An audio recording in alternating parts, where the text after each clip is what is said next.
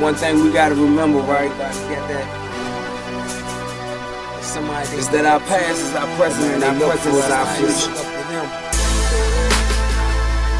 They don't look for us to succeed, man. What we do now can affect us. They look for us to fail now. We gotta do better though. Let's start with the examination of our education. Alright, what's up everybody? We back again for the culture. I appreciate everybody tuning in. We're here to motivate and inspire and educate everybody all at the same time. Another guest that we have today, man, that knows a lot about the farming life. So of course we put this episode as Agriculture 101. Mr. Larry Thomas, what's going on, brother? How you feeling? All right, how you doing? All right. Yeah, thanks for inviting me. I appreciate you coming. Tell us a little bit about yourself, if you could. My name's Larry Thomas, and I've got a farm down here in Lexington Park. It's a small farm, and I enjoy working with the land and animals and stuff, so just trying to keep a little close to the land, you know, doing general farming.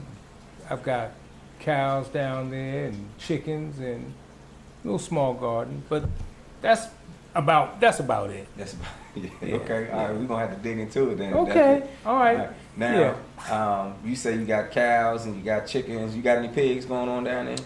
No, haven't dealt with pigs. Now, speaking of pigs, historically speaking, I come from a farming family. Okay. Yeah, I am like the first generation that wasn't actually born on a farm. And my family were well-known hog farmers. Okay. They had a very big farm, so I am familiar with hog farming, but hogs are considered pretty hard on the environment and how you raise them, because we basically had them fenced in and they kind of roamed around and stuff. So nowadays they've got it all kind of compartmentalized in bins and stuff like that, but most of our pigs, they ran around, and we raised them, but that was years ago. Right. Okay. That was years ago. Now we deal with cows. They are a little bit easier to work with. Although, going back to the pigs, there was a better turnaround with pigs because you could get more litters out of them, you know, So and when they you say grow turnaround, you're fast. saying Yeah, they grow money. fast. Okay. Yeah, money. Right. Money. When you ship them or sell them, whatever way you deal with them. Okay. So Yeah. now when you say you into, because I know a lot of people that, I ain't gonna say I know a lot of people, but I've seen a lot of people that have cows. Now, when I just see these, you know, people with cows out here, are people using cows just to milk them, or are they using cows for the meat? You know, is it difference? Yes, it is, and they use them both. But a dairy cow is a dairy cow, and a beef cow is a beef cow. So you're not going to run around milking a beef cow. Okay. Okay. Dairy cows, that's what they have bred them for, and what I deal with is beef cows. Okay. Yeah. Now, in dealing with the beef cows, is there money into? Yeah, it is money, but it'll be on a larger scale. Okay. I am a small farmer. Okay. So right now, the position I am in is to just try and break even. Right. Okay. I need to have a lot more land to be profitable with cattle. Okay. Because you need volume, and they need land. Okay. Yeah. So how much land is needed per cow? I'm going to speculate. I know there is a calculation for that. But I'm going to say a cow will need like a half an acre per cow, maybe a little bit more per cow. Okay. So, the way we get by with it is we have several fields, and we do what you call a rotation. See, so we'll have a field that is laying dormant, that grass is growing on. We'll put the cows on there to eat for a little while, then we'll rotate them to another field, and then we've got about 3 of them that we rotate them back and Okay, forth. so while they go into one field, you get the other Right. field ready. Right. And I do it that way because I generally raise a grass-fed beef. So I don't try and put a bunch of chemicals. I don't push them, with food and stuff that makes them grow. I let them naturally graze. And I think that makes a better beef. Okay. All right. Yeah. So Matter of now, fact, I know it does. so when you sell your beef, is that some of the beef that we eating? Yeah. Okay. Yeah. All right. Mhm. Now, are you into the point where you cut up your own animals, or you ship them away? I ship it. Ship 'em. Yeah. I You ship know about cutting them up and things like that, or? it. I know about it. I've seen it done. I've never done it myself. Okay. Yeah. All right. So that would take a lot more land, I guess. Too. What, to harvest them yourself? Right. You will need to be certified, I guess, USDA certified. Have to be inspected. You will have a area where you do your slaughter. Okay. Now, they also have people that come around and will slaughter for you. In other words, they come with a truck and a trailer, All right. and they can slaughter the beef, pull it up in the trailer, and cut it up and dress it and everything for you. Okay. Now, does it take a lot of money to tend to a cow, or does it just take land? It takes land, but it takes money also, because And when I say that, as a cow, like with dogs, you gotta send them to the vet. You gotta make sure that they. most of them cows are pretty hardy animals. Yeah, you don't see a lot of sick cows unless you just, got too much, maybe got too many on one little area or something like that. But cows are pretty hardy animals, so you don't have too many issues out of them. Okay. Now you say you got chickens as well, right? Yeah. Now with your chickens, what are you raising your chickens for? You cutting the heads off of them and things like that, or Not yet. not yet? No, they're still laying eggs. Okay, as long as they still lay eggs, you can.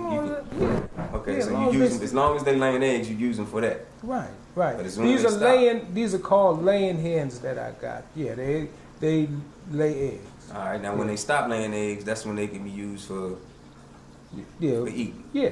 Okay. Yeah. And they're good eating. People generally call them stewing chickens then, because they're not really good fryers. They old, Right. so you can make a stew out of them. Okay. Yeah.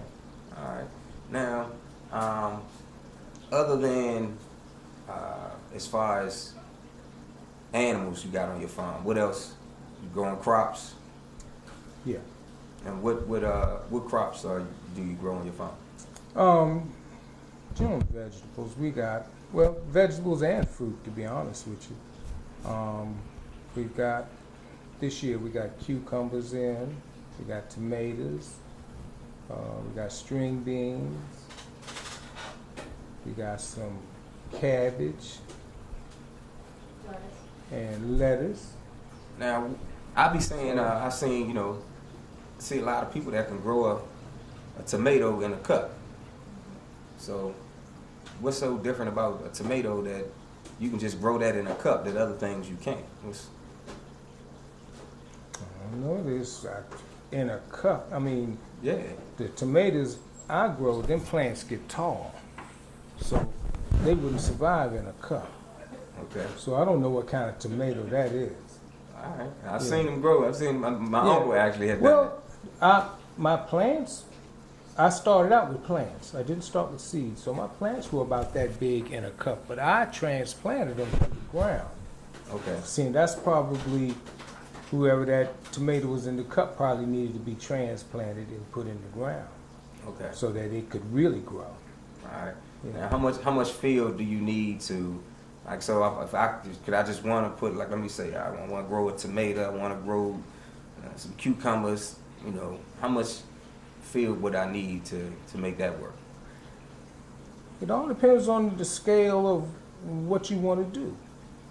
Because, I mean, you can start out with a little simple, you know, little tub planter or a raised garden. You can start from that, you know, smaller area and go as large as you want. Okay. Yeah. So, So it's all on what you want to do. And if you just do a minimum amount of studying, you can make a garden. You can make a garden. It's hard. It's hard to mess up. okay. Yeah, if you just do a little study, and you got to have the patience. Right, because it Can takes you- time for things to grow. Yeah, you're not going to get instant gratification here, All right. but it is rewarding. Now, so you eat all of your vegetables and all that. So now, I guess do you go to the grocery store and get any fruits or vegetables? Sure, you still have to go get some things. No, I'm not completely released from the grocery store, so we do go. Yeah, Okay. and right now, especially because the plants aren't up and producing yet. Okay. Yeah. So once they're up, then we can really tone back the grocery store and eat what we grow. So now, when you say up and producing, like, what is the time frame of, you know, when things are at their best harvest? Well, I'm going to say you probably need to give them maybe about 6 weeks, and then you 6 should weeks have, of what I can plant something 6 weeks, and yeah, you should be able to get some. what's the best time for our area to plant something? The general understanding is after the last frost, you can start planting. All right. Yeah. Now, you'd really want to wait until the temperature starts breaking. And What what temperature is that? I'm going to say you want to try and get up to the 60s. So that's, I mean, Yeah. we here now, right? Yeah, we hit, this is prime growing season now. Okay, so Yeah. you can plant something now. What's the latest time that you would want to plant something? That all depends on what you plant.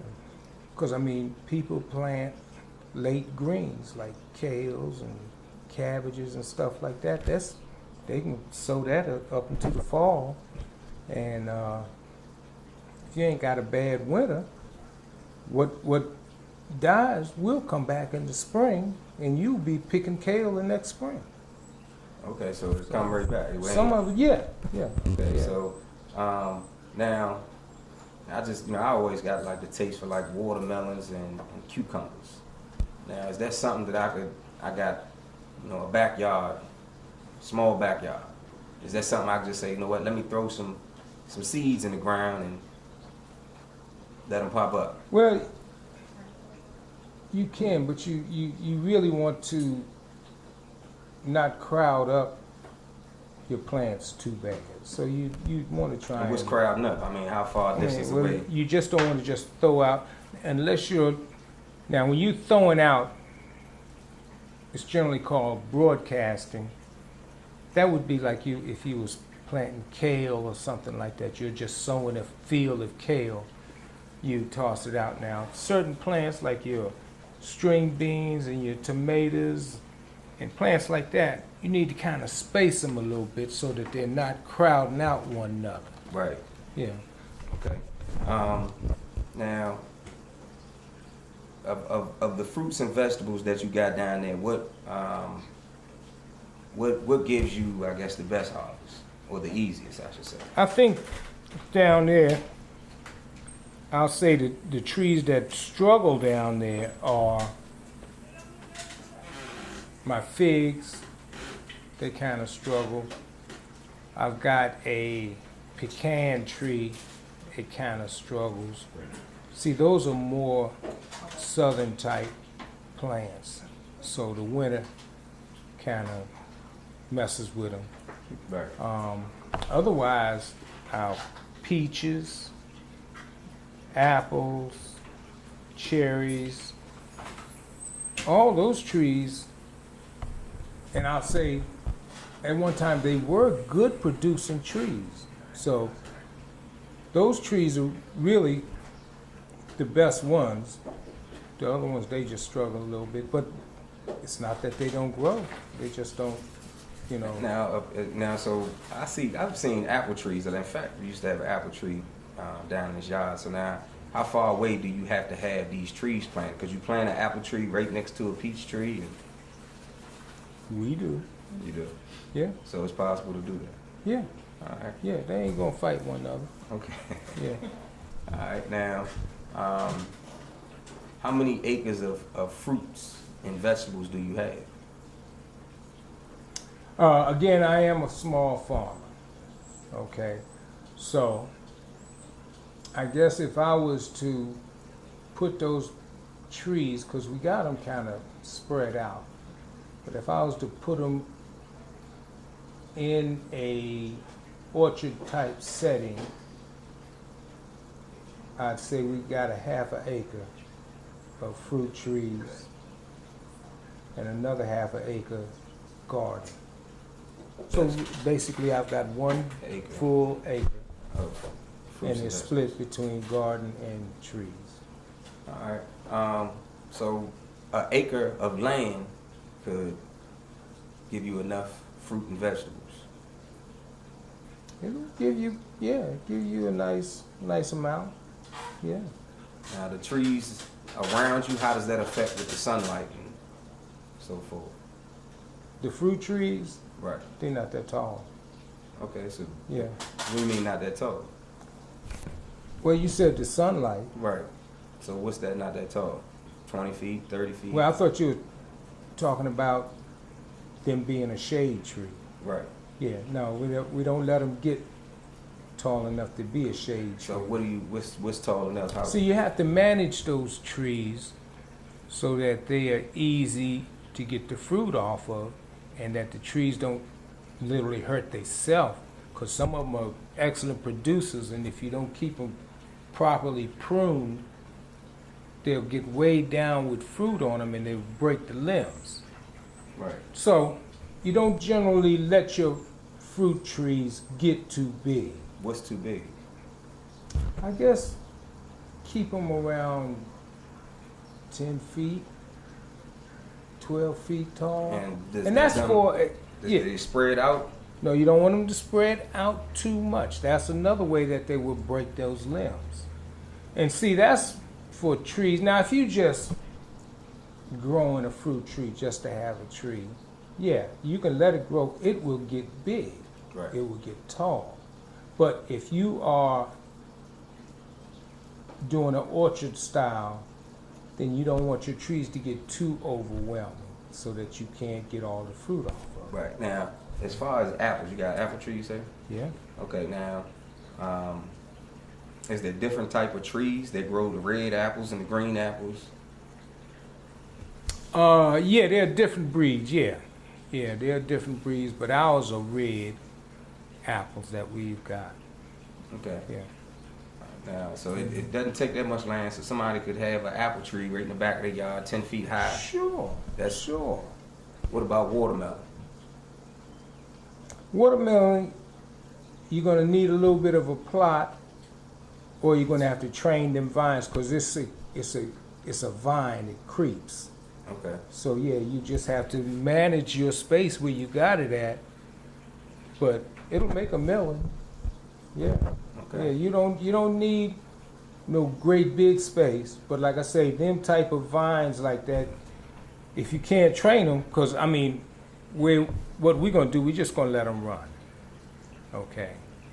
But if you got an enclosed backyard, you know, you just have to pick out a spot and plant your melons and manage them vines so they don't take over everything. And they grow above ground, right? Yeah. Okay. Yeah. So when Yeah. you say manage them, just what are you moving them or? Well, I'm just saying you don't want them climbing up your stairs, right. you know, or going all over your walkway where people gonna be stepping on the vine. So you just need to, once they start climbing over, you just try and train them and put them back so that they don't be in the way. But they will grow and they'll make some watermelon. Now, how long does it take for you? Boom, you put that watermelon seed in the ground. Right. I'm supposing you go get this. Man, I don't know. I'm gonna say this is May. I'm gonna say probably by July, August, you should have some melons. Nice big watermelon. Yeah, Okay. yeah.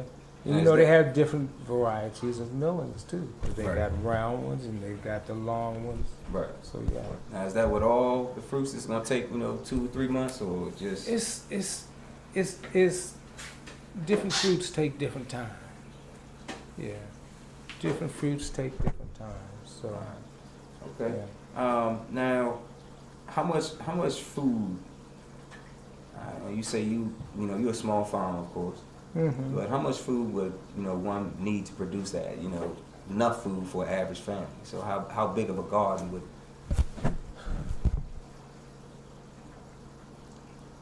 Well, the best I can say, I don't know what an exact calculation that would make, but I would say whatever garden you make is going to have an impact on how much you have to end up going to the store and spending. But I don't have a hard number that I could give you for that because it's too many variables. Okay. The size of the family, how many children, Right. So it would vary. All I can say is it would impact how much money you end up spending in the grocery store. Right. Now, do you sell your fruits and vegetables? No. No, that's just pretty much for you. I have in the past, but this year I'm not. Okay. Yeah, because I done draw it back, and I've just got this small garden, so it's just going to be like a family garden. Okay. Yeah. All right. Now, so that's gonna be big enough for your family to feed. Yeah. And so, what fruits and vegetables do you go to the store and get any fruits and vegetables other than all right, let's say you grow cabbage. You don't go to the store to get any cabbage? If I got cabbage in the field, no. All right. Yeah. All right, If so, I got cabbage in the field, no way do I go to the store and buy so if you cabbage. got the land, why wouldn't you plant more? Just all right. Well, if you go to the store to get what? What do you go to the store to get? Everything. Whatever you don't have that's out in the field, you go to the store and So get. why wouldn't you plant that? Well, I'm not saying that it can't be done, but this is how much I've done so far. Okay. Okay. So, now, in addressing that, there's a lot of work in it.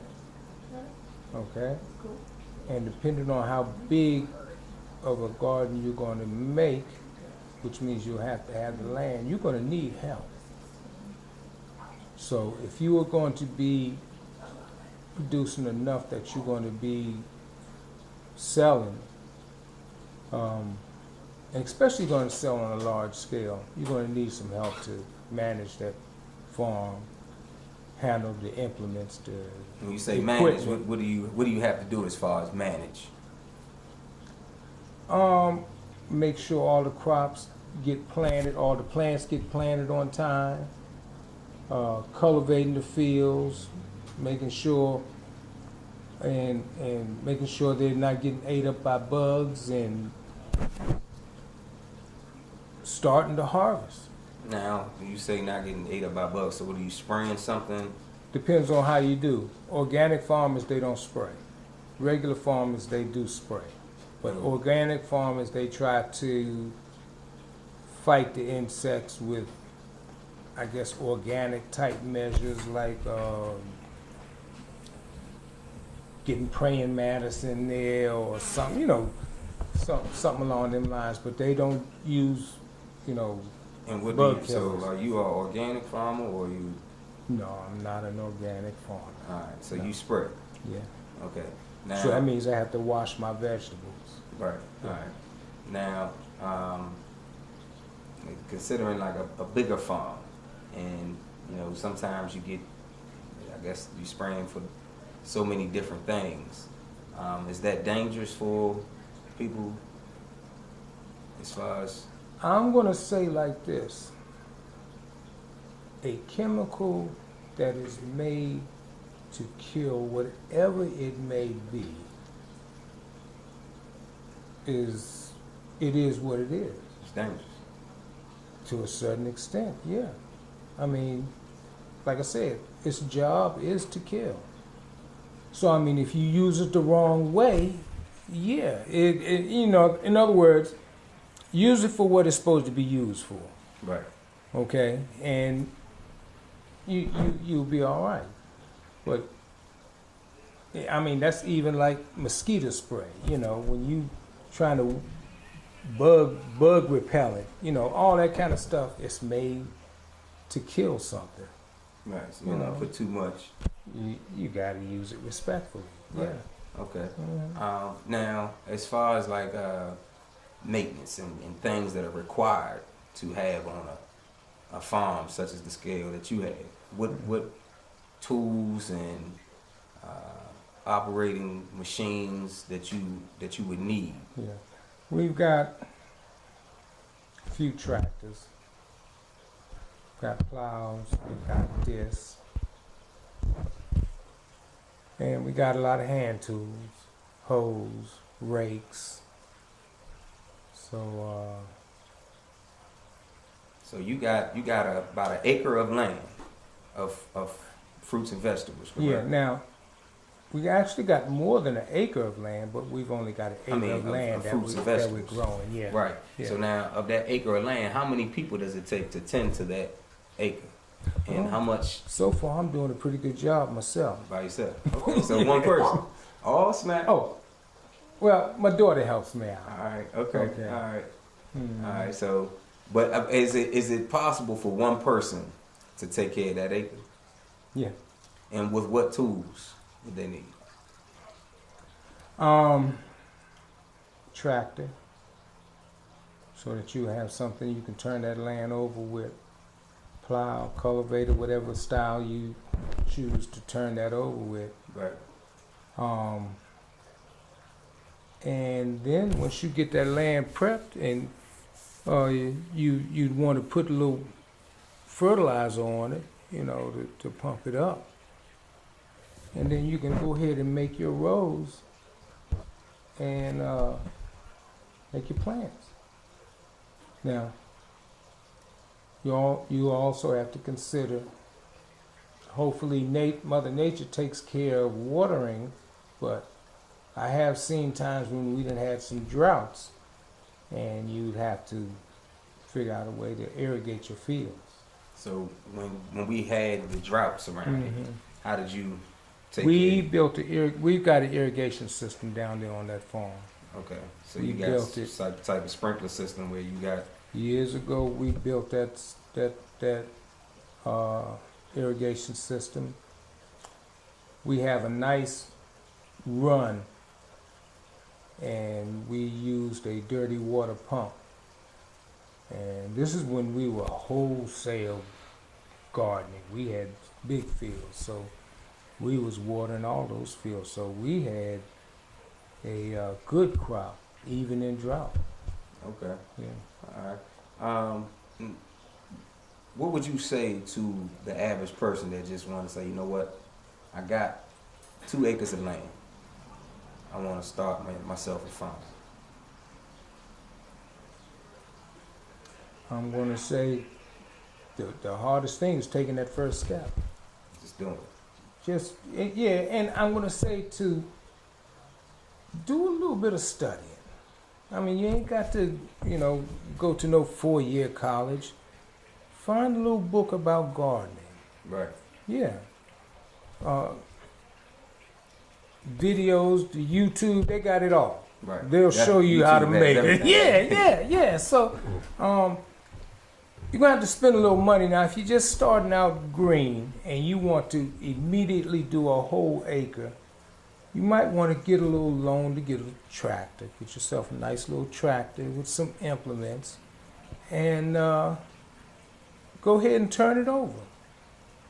Okay. Yeah, Now, it can be done. So, getting seeds, is that a big deal where you got to make sure you're getting the right seeds? Because you go in certain places and you can get seeds from, I guess, from the local stores, and then do you have to make sure you get them from, the farmer's market or?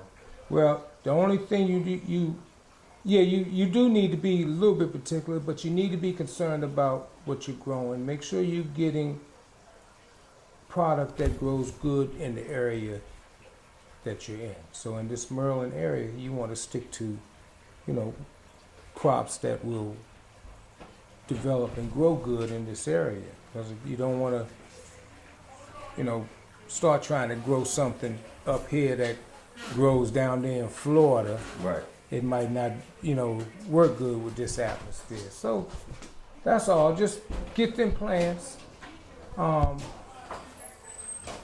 draw off your rows, stick them in the ground, and see what happens. Okay. All right. Now, tell us a little bit more about. I heard you say, this your first generation. You the first generation of That wasn't. a farmer. Yeah. I've known farming all my life. Okay. My father was from Southern Maryland. My mother was from South Carolina. So both of them were straight off the farm. Okay. Yeah. And so you didn't take into farming off the jump. no, well, I was what I took. Well, growing up with my parents, when they said, "Come on, we going down to the farm," well, no, I don't want to go. You went on and went. Mm-hmm. So that's how it went. And I'd go down there, and they put you to work. You'd be out there in that garden picking greens, picking string beans and stuff. So I've always been around farming, but my parents were actually the last ones. At least I'll say I'm the first one of my family that wasn't born on a farm. Okay. So it's in my blood. It's been around me all my life. It comes natural. I guess, yeah. Right. Yeah, and it comes up with your upbringing. You can't be scared to do work. You can't be afraid to put in some work. Right, of course. So that's how I was raised. My father was a worker. I saw that in him. And it kind of grew in me. I looked at it as I don't need an excuse why it can't work. I need an excuse how to make it work. And that's how I approach stuff. Okay. Yeah. All right. Now, when you say as far as your family is farming, was your father's father and everybody as far as everybody was farmers? Yeah. Okay. Now, Yeah. so when you took over, that's after slavery now. right? Of course. Yeah. Right. Yeah. So when you took over, was it overwhelming? Was it or was it easy because it was something that was? No, I guess it was. To be honest with you, it was probably a little intimidating at first because it was going to be me that was going to make this garden if it was going to happen. Right. So I guess it was a little intimidating. I'd been thinking about it. I wanted to. And this year is where I really went on and stepped out there and tried to make it work. And so far, so good. All right, now, if you say, I mean, just in general, if we had enough farmers, do you think that we could rid ourselves of the grocery stores? And Sure. okay, Seek out farmers. They'll sell to you. Yeah, they don't mind getting the middleman out the way. If you go to farms, I belong to a farmers market down there in St. Mary's County. And this is where farmers will bring their product to the market and you can buy directly from them. okay, Yeah. all right. Now, what do you know about the fishing and the hunting, and going out and I getting know. it yourself? I know fishing. I love spot, croaker fishing. I love it. I mean, you know the classic saying, Teach a man to fish. you know, a bad day, how do you say it? A bad day fishing beats a good day at work anytime. Okay, Yeah. I've heard that one. Yeah. So that's it. That's recreational for me. The hunting is recreational. Now I'm not a big hunter, but we do have hunters on our land. We've got a couple of guys that have. They hunt on your land, you should say. Yeah, Okay. yeah, we allow them to hunt, and just they'll bless us with some meat. We ain't trying to do no for-profit thing. This is how you work with people, Right, barter networking system. and yeah. Right. So they do that for us. Plus they help to manage the deer down there. So The deer mess with your crops? oh, most definitely. Okay. Yeah. So I'm getting ready to do battle with them. Okay. Yeah. So that's like a win-win situation where you get the meat and you Right. get rid of them. Right. Okay. Right. And I'm not going to get rid of. I ain't going to get rid of them right now because it's not hunting season. Hunting season is when they'll be down there.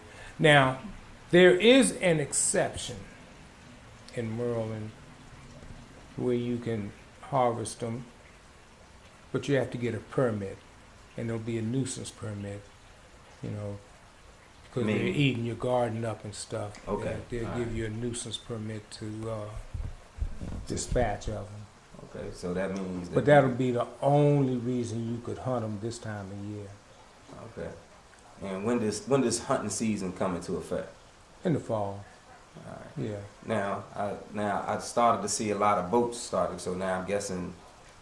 water season now. Okay, so Yeah, it's now fishing. right, Fishing fishing now. season is here. Fishing and crabbing. You do crabbing also, or? No, I eat crabs. I think I'm the only person that don't. But I know a couple watermen. Right. Yeah, and I can put in an order with them. They'll bring us a bushel. Yeah. Okay. Yeah. Now, I mean, I'm just looking as far as everything is being natural on a farm. So I'm feeling like if we could teach our community how to go about these things, I mean, for one, I think we could live longer. Yeah. Just not having so many chemicals that the stores and the big companies put up inside of their Right. the chickens to make them bigger, and Mhm. inside of their cows to make the meat more tender or whatever it may be. Yeah. The pesticides and whatnot that they throw on their vegetables. Mm. So is there like a class or something that farmers teach, or is it just you just got to start it on your own? I'm Look sure on YouTube. I'm sure they've got some agricultural courses out there, but I mean, even if not doing that, I mean, most farmers, they'll talk to you. I mean, if you pull up on them and they ain't working too hard, they'll answer your questions, So I'm going to say, do it the way you're comfortable, because everybody is not a bookworm. Right. And farming, a lot of it is going to be by the seat of your pants. Right. And over time, you'll understand, you get it down to a science where what chemicals or ingredients your dirt might need to, to pump it up. Because they do have ways to do that where you can test your soil. Okay. So,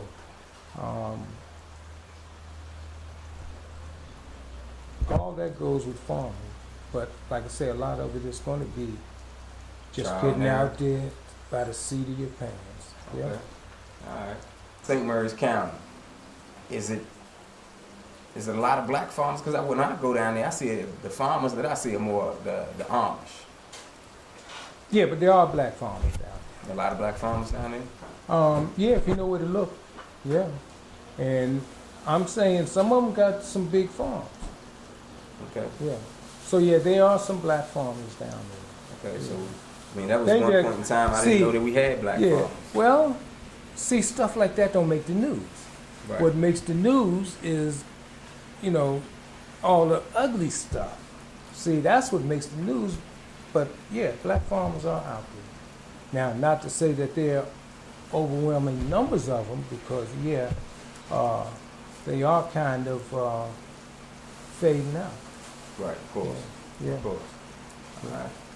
Well, Mr. Larry, I appreciate your time. Yeah. Thanks Appreciate for you allowing me coming. to talk with you. Yeah, man. I appreciate you talking. Yeah, I appreciate it. yeah. That was a real good 101 right there. Okay. I think I might go ahead and start me something up right now. Do it. Yeah. If you ain't get the message by the end of that last line, then play it back, turn it up and listen one last time. This is for my niggas who depend on that fast life. Remember that the system ain't forgetting your past life.